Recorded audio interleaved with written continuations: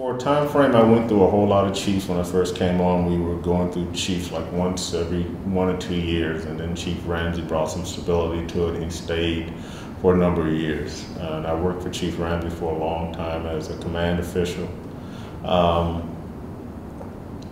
And I think the primary difference is that if you, and from my perspective, was that if you did something that you weren't supposed to do, that you need to be disciplined for, then you were disciplined.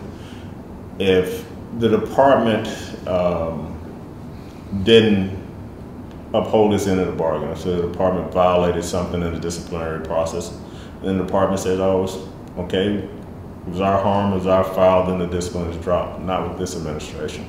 From the firing of the people that were reinstated, from disciplinary action being taken against people for no reason other than there's a complaint against them.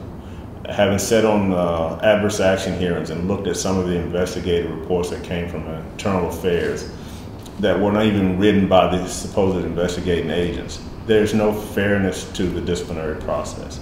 If there's a charge made against you, there's a strong likelihood that that charge will stick no matter what the evidence shows.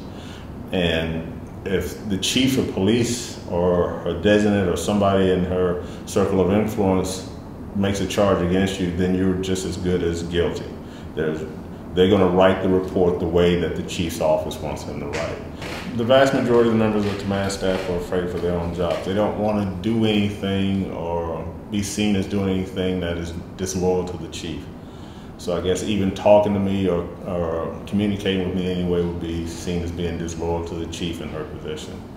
And although it was not totally unexpected, it is, to me, very hurtful because, again, I've worked alongside of a lot of these folks for a number of years. I've known a lot of them personally. I've tried my best to assist them when they needed assistance and to work with them in any way possible, and then to be shunned and ostracized because, again, I believe I told the truth.